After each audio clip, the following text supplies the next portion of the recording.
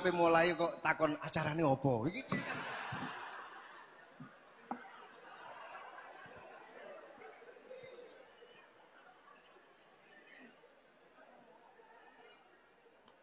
Assalamualaikum warahmatullahi wabarakatuh. Bismillahirrahmanirrahim. Tabarakalladzi nazzala al-furqana ala 'abdihi liyakuna lil 'alamina nadhira.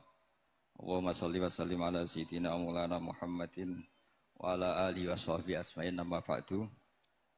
Yang sangat saya hormati Rektor Tribakti Kiai Haji Abdul Ghafabi, semua keluarga Lirboyo, semua yang hadir yang saya hormati. Ini tadi saya diajari doa maksa Tuhan. Saya punya sanad yang mungkin lebih keren. Jadi ada seorang Arabi berdoa di Raudhah. Ya Allah, jika Engkau jadikan orang soleh, maka yang senang adalah kekasih-Mu. Jika Engkau menjadikan saya orang fasik, maka yang senang musuh-Mu, yaitu iblis. Tinggal jenengan mau nyenangkan kekasihmu apa musuhmu. Akhirnya ada hatif, ya sudah, soleh saja soleh. Doa kok gitu. Artinya kalau seseorang soleh yang suka siapa? Rasulullah. Rasulullah berstatus Habibullah. Ya Allah, kalau Engkau jadikan aku orang soleh yang suka kekasihmu. Kalau aku jadi orang fasik yang suka musuhmu. Terserah jenengan mau menyenangkan musuhmu apa menyenangkan kekasihmu. Coba ampun, terserah jenengan. Tentu pilihannya Allah menyenangkan kekasih Allah. Itu saya ijazahkan ini. Semoga agak diterima. Covid. Jadi kalau di Ihya itu ada Kitabul Wujdi, ada yang baca Al-Wajdi. Tinggal zaman mondok ngarokati apa enggak tahu saya. Resiko mondok Lirboyo memang gitu, kata Mbah Mun itu harus semuanya diharokati. Tapi kata Mbah Mun ini sarang, jangan harokati semua, jangan maknani semua. Kalau dalil di sini katanya kan apa itu al ilmu sayyidun wal kitabatu qaituhu. Jadi ilmu itu ibarat hewan liar, supaya enggak liar dicancang gitu. Tapi kata Mbah Mun ambek cancang kabeh ya ketekekan mati gitu. Jadi ini nah, saya ini kan dikatakan Gus Ghafabi tadi cucu murid. Ini saya senang sekali karena memang saya jarang mau diundang pengajian umum. Karena diundang itu artinya kan makmur, diperintah. Sehingga ini sekaligus maklumat, yang nggak merasa mbah guru, jangan ngundang saya, itu kualat nanti. Karena saya berkali-kali bilang, hormat kiai itu wajib, tapi ngatur kiai itu haram. Jadi aturan mainnya jelas, hormat kiai itu wajib. Seneng kiai wajib, tapi kalau ngatur kiai haram. Ngatur itu ya fatwa itu, fatwa ya. Begini, saya ini baru neliti, mungkin ini tahadus bin nikmat. Saya berkali-kali rembukan sama, termasuk diantaranya sama Profesor Quraish Shihab. Itu mau menjadikan manhajul Quran itu mudah. Di antara kitab yang saya pelajari serius itu kitab Syajaratul Ma'arif. Nanti sebagian tak tinggal di sini biar diajarkan Gus Rikza. Itu rencananya PSG Pusat Studi Qurannya Pak Quraish itu menerbitkan itu. Sementara ini sekarang di UI Universitas Islam Indonesia saya juga ngajar kitab itu. Kitab itu begitu mudah menjadikan Quran itu pegangan. Kalau di sini katanya mau dimilenialkan itu, milenial itu. Itu begini, misalnya begini. Ini saya beri contoh. Jadi peristiwa-peristiwa khusus yang ada di Quran itu ditabwib secara umum. Jadi ini saya nanti tidak guyon supaya apa Gus Rikza agak kelihatan kalah, karena kalau guyon-guyonan itu menang saya. Saya ini orang Pantura. Saya misoh saja ada dalilnya. Karena memang dalam tarikh-tarikh itu gitu. Ini Muhammad ponakan kamu, kata orang-orang kafir. Saffaha ahlamana wasabba alihatana. Semoga gak ada yang menerjemah wasabba alihatana. Kitab itu mudah sekali. Misalnya begini, saya beri sekian contoh, mungkin 3 sampai 4. Babu nafil ibad bikullil bilad. Bab kalau seseorang itu harus manfaat di mana saja dia berdomisili. Terus beliau secara mudah bilang qala ta'ala hakian an Isa bin Maryam wa ja'alani mubarakan ainama kuntu. Saya adalah orang yang hidup di mana-mana itu membawa apa? Berkah. Terus beliau memberi judul secara umum babu nafil ibad bikullil bilad. Sehingga saya di Rembang, di Lirboyo atau di mana saja, etikanya satu, harus bermanfaat. Setidaknya manfaat kalau ada orang ingin menang ya saya ngaku kalah lah. Kalau ada orang yang ingin saya diangkat jadi murid ya oke, saya jadi murid beliau. Enggak masalah. Karena bagian dari kesalian itu tawaduk.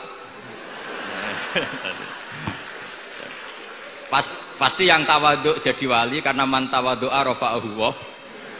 Yang kumo luhur jadi guru pasti tidak jadi wali.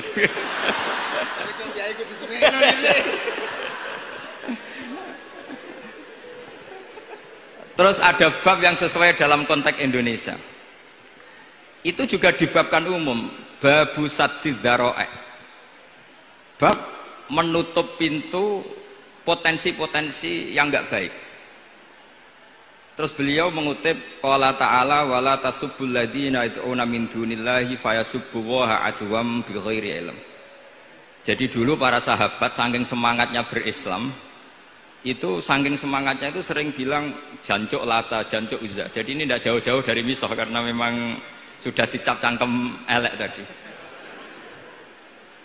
Terus mereka tanya, lalu kalau Tuhan saya jancuk, bahayanya jancuk juga Tuhan kamu? Akhirnya Allah bilang gini, Muhammad, umatmu kandhane aja misoi brolo, kurbane aku. Makanya terusannya ayat fayasubbuha adwam bi khairi. Dan itu oleh Syekh Izzuddin bin Abdissalam yang dikenal sebagai Sultanul Aulia itu dibabkan mudah sekali. Babu saddid dzara'i. Jadi kalau kamu ingin Allah tidak dipisoi, Islam tidak disakiti, kamu jangan menyakiti agama lain.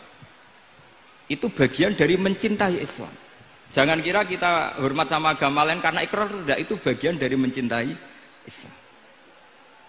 Terus mengutip sekian hadis, la yasubbur rajulu abahu. Sebagian riwayat la yal'anur rajulu abahu.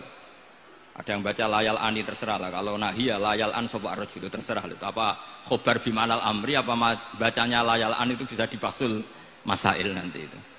Jangan sampai seseorang tuh misoi bapaknya. Kata para sahabat, wa kaifa yasubbur rajul abahu. Bagaimana mungkin seseorang misoi bapaknya sendiri? Terus kata Rasulullah, yasubbu abar rajuli fayasubbu abah. Wa yasubbu ummar rajuli fayasubbu ummah. Dia misoi bapaknya orang lain kemudian dibalas bapaknya dipisah. Ini penting saya utarakan. Jadi mudah sekali. Terus dibabkan di bab umum itu babu saddid dzara'i.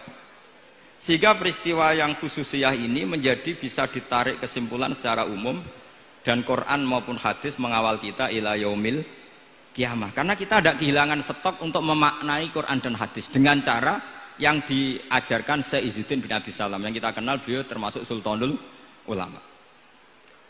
Contoh ketiga ini yang paling penting dan itu saya sering utarakan. Beliau bikin judul la yutrakul haqqu li ajlil batil.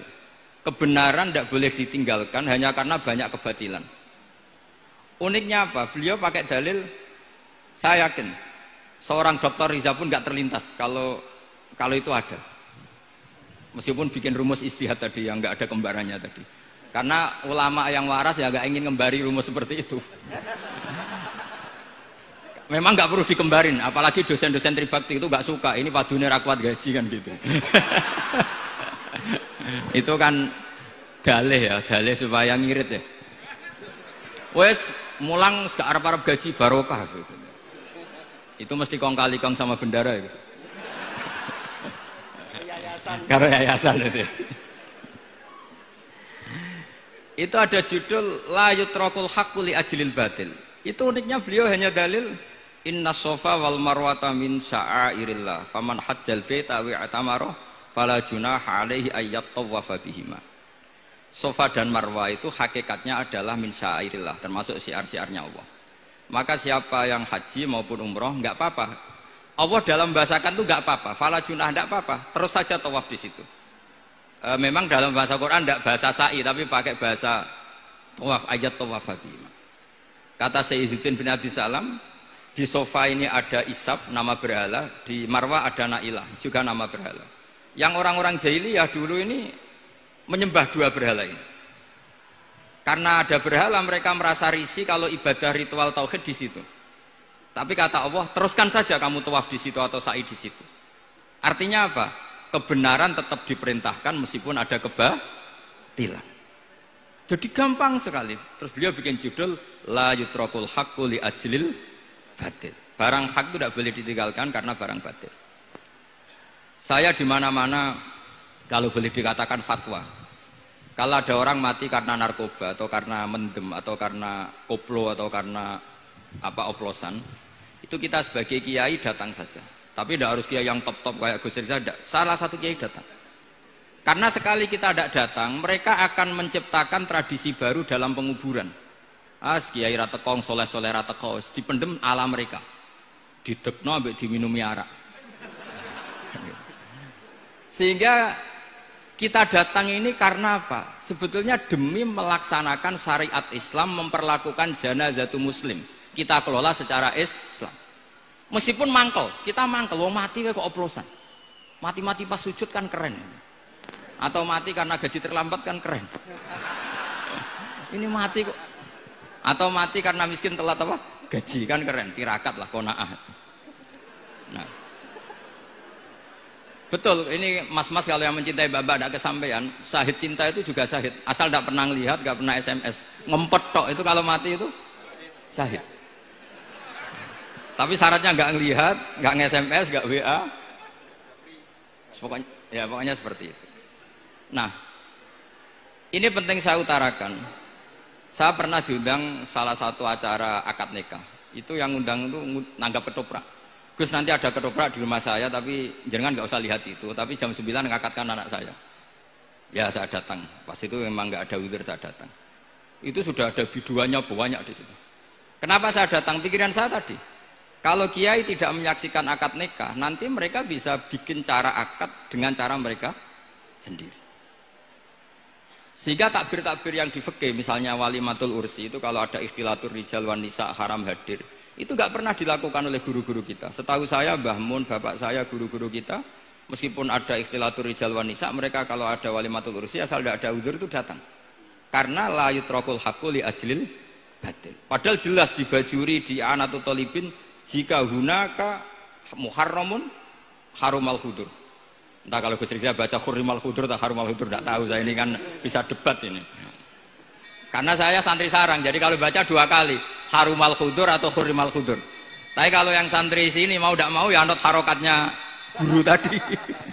Resikonya nurut itu harus ikut haruma apa khurrima. Kalau saya karena enggak dimaknani, jadi ya bingung. Maksudnya bingung milih, saking banyaknya ilmu. Bukan bingung karena goblok, bukan.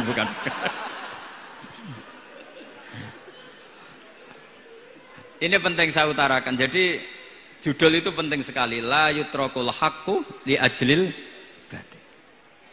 Contoh keempat, babu tolabil manzilah. Seorang yang terpercaya itu boleh cari pangkat di pemerintahan. Beliau dalilnya gampang sekali. Yusuf ketika merasa mampu mengendalikan ekonomi, ketahanan pangan zaman itu, beliau matur ke Aziz, ke penguasa Mesir, qala ja'alni ala khazainil ard. Jadikan saya sebagai pengelola hasil bumi. Inni hafizun alim. Saya ini orang terpercaya. Saya ini orang yang pinter. Maka ngaku pinter itu boleh asal pinter betul. Karena Nabi Yusuf bilang inni hafizun alim. Ini sudah 4. Sampai berapa? 7 sampai 7. 5 aja nanti ilmunya habis. Jadi saya mohon nanti kitab itu saya tinggal 1, tolong dipelajari teman-teman supaya apa ya, ada cara mudah. Dan kitab itu pernah dibaca Syekhina Kiai Maimun di Sarang. Pernah tak bawa ke Jakarta, saya diskusikan dengan Pak Profesor Quraisy Shihab. Terus sekarang juga dalam proses diterjemah. Tapi saya mohon ini yang nggak penting, terjemahnya itu nggak penting sebenarnya. Ini anak-anak Lirboyo kan bisa ngartikan sendiri, bukan sekedar terjemah tapi ngartikan sendiri. Itu unik, cara memahami itu unik sekali dan mudah. Jadi setiap peristiwa khusus itu diberi judul umum. Nah barokahnya judul umum ini, Quran itu menjadi ngawal kita ila yaumil qiyamah. Tapi kalau itu kamu anggap ini peristiwa Yusuf, ini peristiwa Yakub, peristiwa Ibrahim, maka seakan-akan Quran itu tidak untuk kita. Makanya tadi, misalnya wala tasubul ladina dibabkan babu saddid dzara'i. Itu semudah itu, segampang itu. Sehingga dalam kitab Minhajul Abidin diterangkan ada seorang wali yang takut dosa karena banyak perempuan cantik yang pakai celana pendek, banyak bulat lah di dunia itu. Singkat cerita dia uzlah, dia santai-santai di gunung makan rerumputan. Terus ada wali yang kelasnya lebih tinggi. Kamu di sini ngapain uzlah? Kenapa? Meninggalkan dosa. Terus digojlok sama wali yang lebih senior. Kira-kira ya saya gojlok Gus Rizal gitu. Kata si wali yang lebih senior tadi, taraktum ummata Muhammadin fi aidil mubtadi'ah. Sebetulnya kamu itu tidak menghindari dosa, tapi malah parah. Ketika umat tidak kamu pimpin, artinya membiarkan dipimpin kelompok lain. Dan itu bisa orang ahli bid'ah, bisa orang kafir, bisa yang lebih menyesatkan. Jadi uzlah itu tidak solusi. Ini pentingnya pembanding. Jadi gak apa-apa nanti setelah saya ngisi, dikasih kesempatan untuk bully saya, gak apa-apa. Saya terlalu sakti untuk dikalahkan. Jadi artinya muhibin saya itu gak ngefek lah kalau saya diadili siapa? Gus Riksa. Gak ngefek.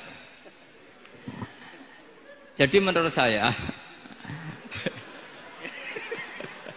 nanti tak kasih kesempatan untuk ngadili saya. Terus setelah itu selesai, saya tidak jawab lagi. Sebagai latihan calon wali itu harus sabar, man. Jadi wal kadhiminal ghaidha wal afina anin nas. Jadi setelah saya dibully nanti saya bilang sudah saya maafkan, wassalamualaikum, terus gitu.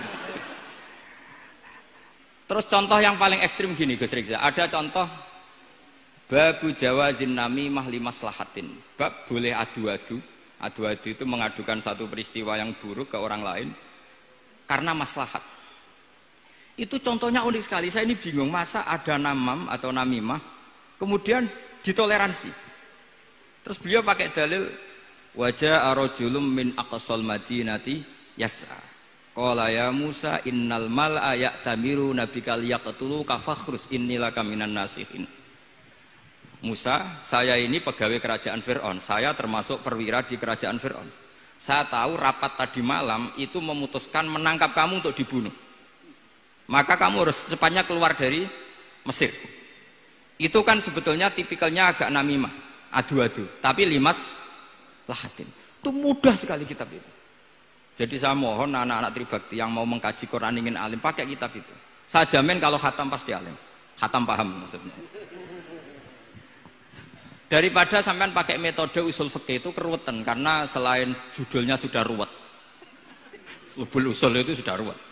Dulu saya ngaji di sarang itu semua satu kelas itu semuanya dapat 4 terus. Kecuali saya tidak dapat nilai karena gurunya bingung biji. Tidak tahu bingungnya itu karena dianggap terlalu alim atau terlalu goblok, tidak tahu saya.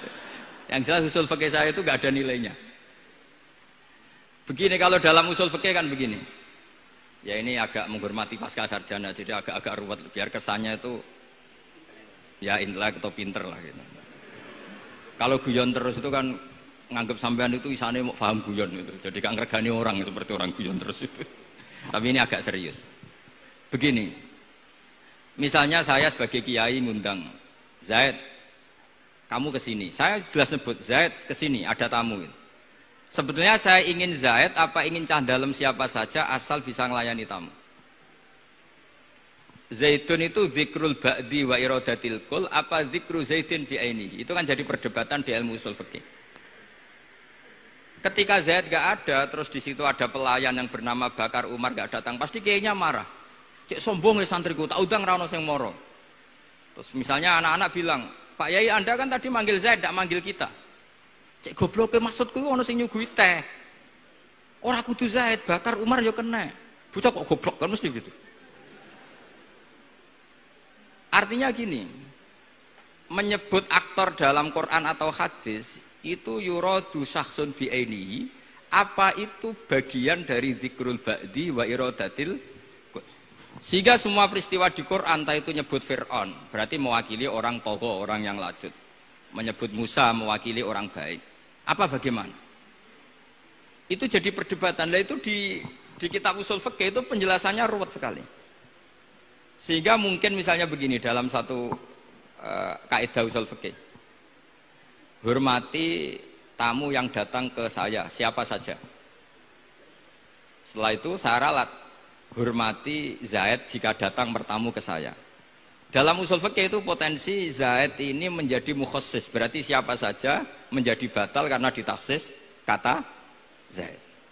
Ada potensinya begini, siapa saja tetap berlaku, dan kiai menyebut Zaid adalah zikru ba'di afrodi dzalikal kulli, menyebut individu dari kuliah yang masuk. Jadi tetap hormati tamu siapa saja. Yang termasuk siapa saja adalah Zaid. Apa siapa saja tidak menjadi hukum karena terganti hanya khusus Zaid. Itu jadi perdebatan di perdebatan usul fikih. Jadi terlalu ruwet. Tapi kalau di kitab tadi yang Syajaratul Ma'arif karangannya Izzuddin bin Abdissalam, itu gampang sekali. Saya baca itu min awali hatta akhir itu tidak ada yang iskal, gampang sekali, mudah sekali. Karena tadi mungkin dikarang ahlinya dan dibaca oleh ahlinya, jadi gampang sekali ini. Jadi semudah itu. Istidlal itu gampang sekali. Ya saya ulang lagi tadi, karena ditulis orang ahli dan dibaca oleh orang ahli.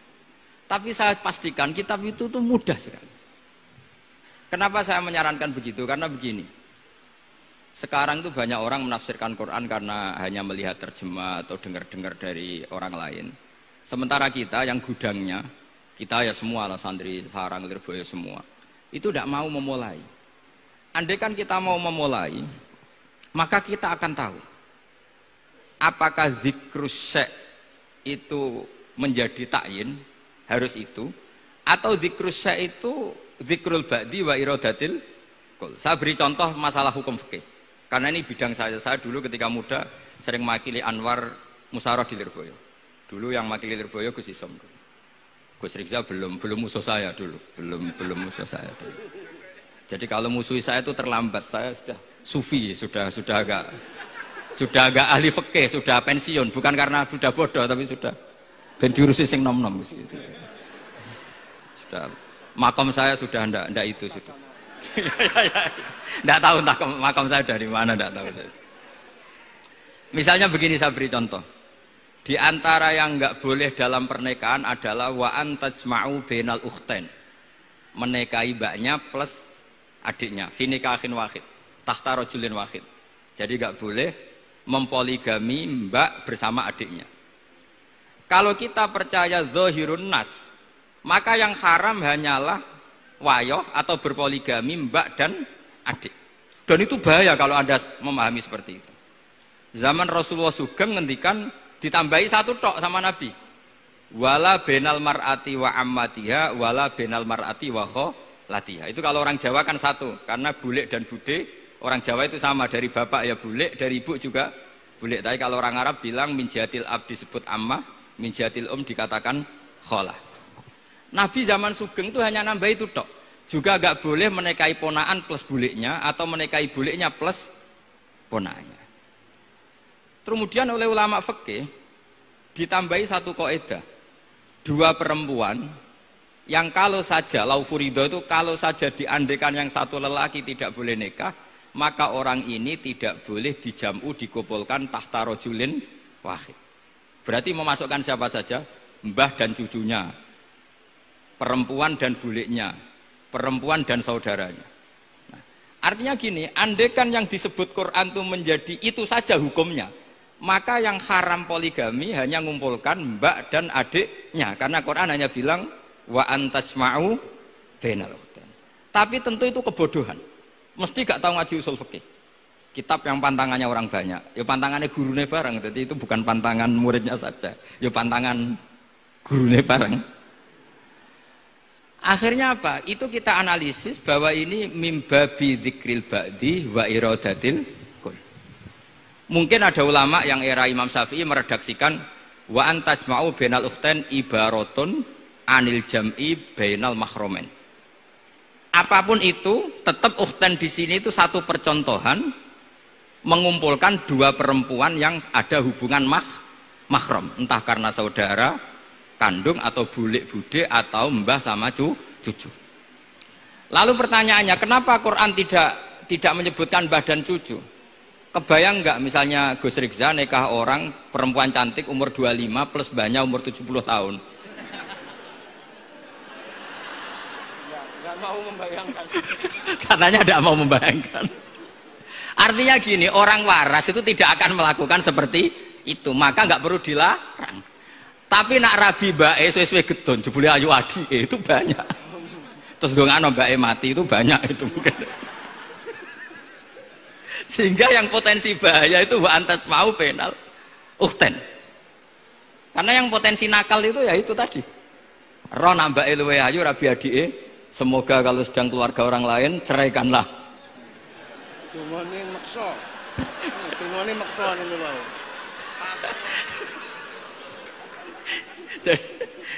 Jadi ini penting saya utarakan. Jadi ini serius tapi saya tetap rileks. Jadi mohon dipelajari lah usul fikih. Kalau usul fikih Anda kesulitan, pelajari saja kitab Syajaratul apa? Ma'arif. Nanti kitabnya saya titipkan siapa saja Pak. Insya Allah sampai ke kursi saya. Apa kitab Syajaratul Ma'arif. Itu menurut saya kitab terbaik dalam mempermudah memahami Quran.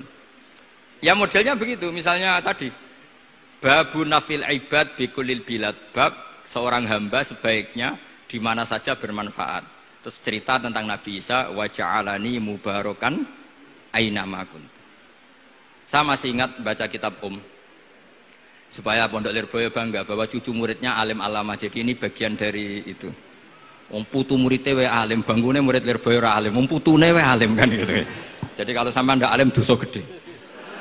Saya kata Gus Kafabi kan putu murid, wong putune we alim mosok muridnya gak alim. Awas nak keman gak alim, sini-sini wong.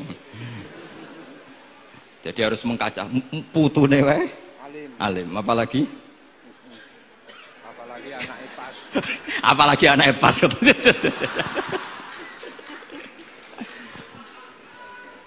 Jadi tadi sampai mana guys? Lupa ya. Sampai adik ayu. Adik ayu. Mbake sing ayu. Ditungakno tadi. Ya ditungane bentang mati adike oleh mbake. Tapi adiknya mati Gus. Saya teruskan lagi ya. Jadi kalau saya masih ingat baca kitab karangannya Imam Syafi'i dalam tema yang mirip ini. Ketika beliau ditanya, boleh ndak seorang lelaki uzubah tidak nikah? Waqat qala Rasulullah sallallahu alaihi wasallam andeka sunnati faman rohiba an sunnati falaysa minni. Itu kata Imam Syafi'i. Ya kalau dia tidak nikah karena benci sunnah Rasulullah itu buruk. Tapi kalau karena takdir dia tidak suka nikah atau gak payu rabi ya gak apa-apa. Terus Imam Syafi'i ditanya, apa dalilnya? Jawabnya Imam Syafi'i itu rileks sekali.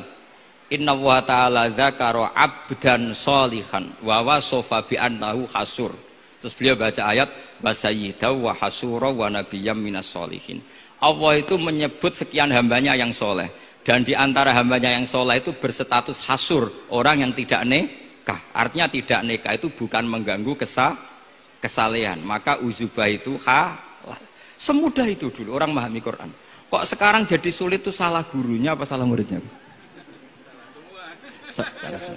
Jadi ini cobalah di apa ya, saya memang ingin supaya Pondok Lirboyo itu mudah sekali paham Quran. Saya ini termasuk heran ya, kenapa saya yang ngomong tafsir itu menurut saya biasa saja sama. Tapi saya kata orang banyak itu sudah mufassir.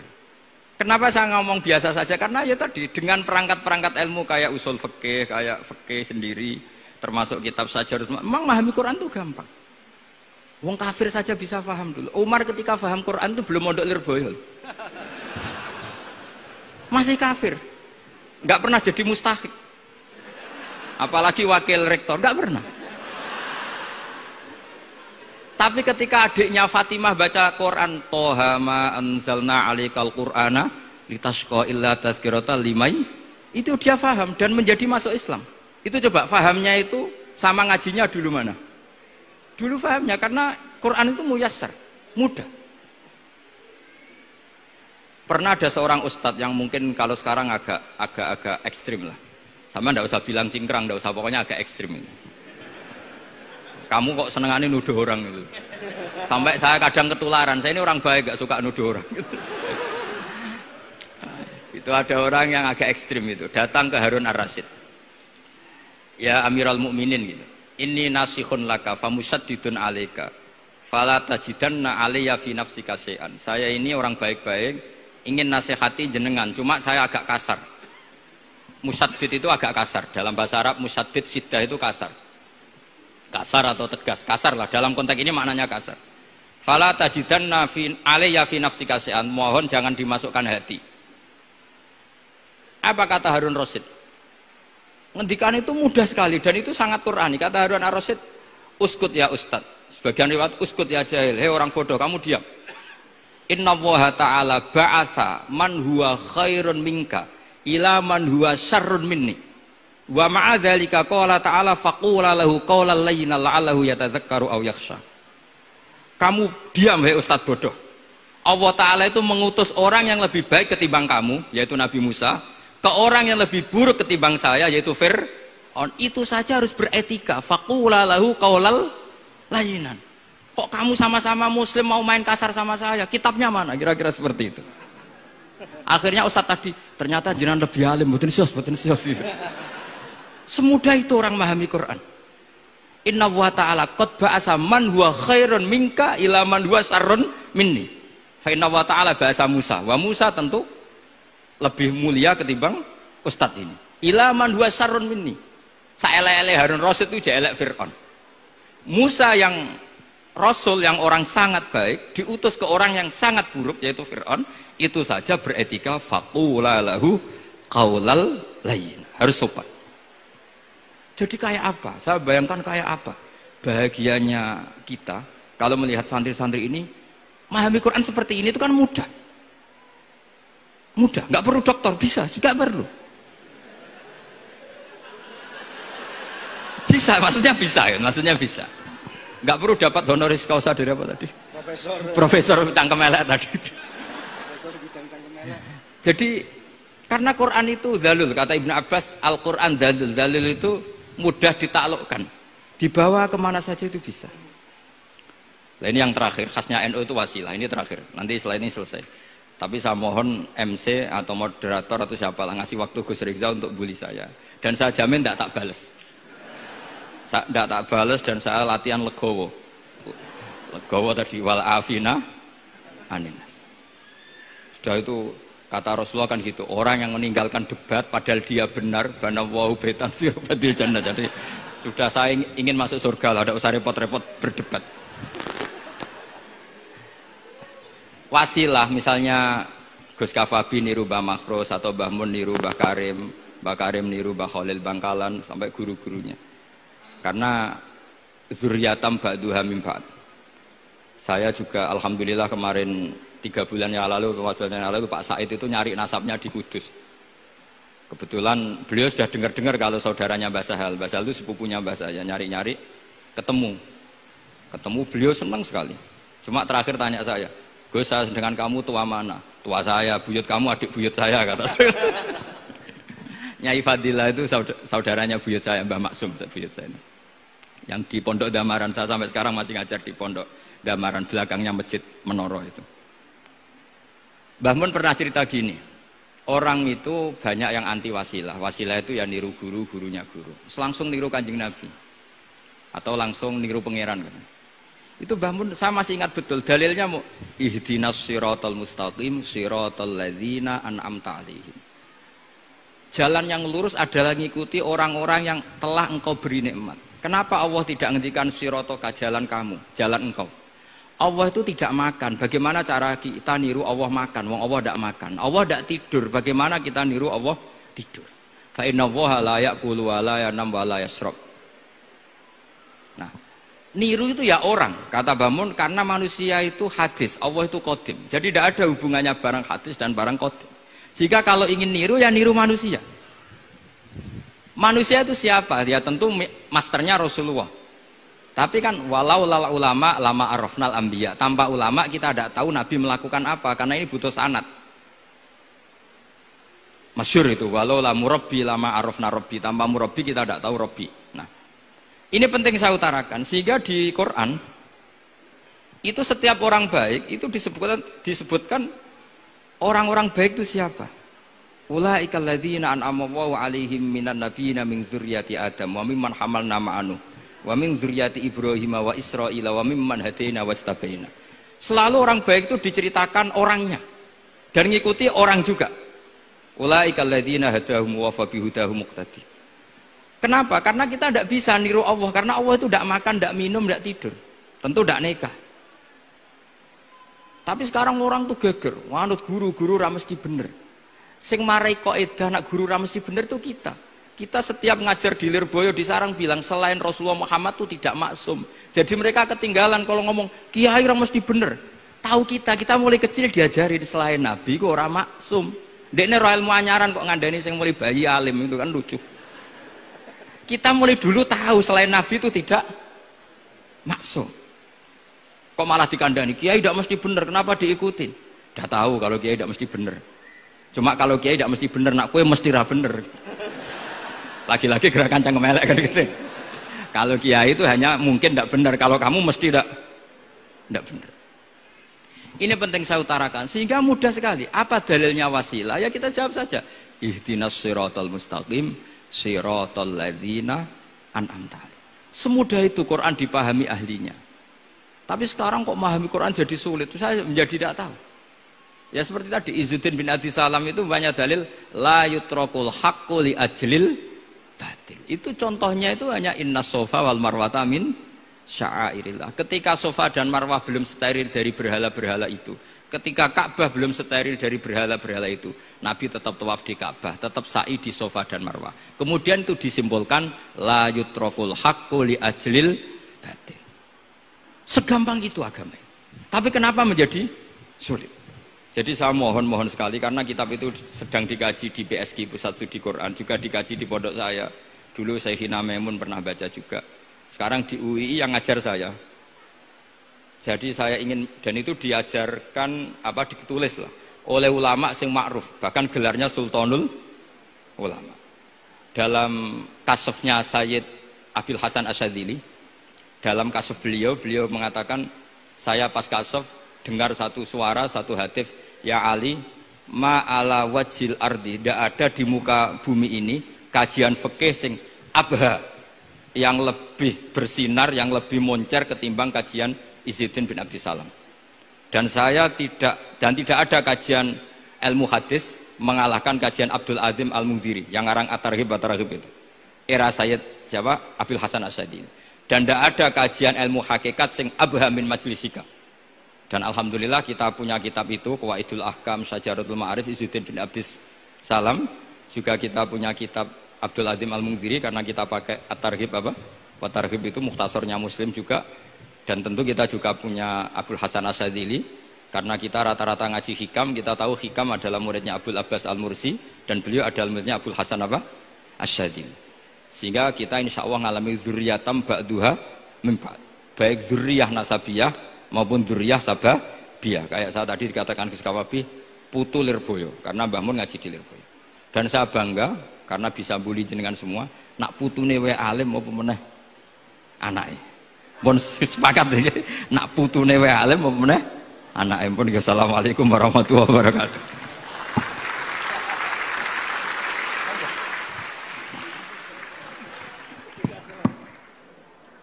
Kepada beliau diucapkan terima kasih.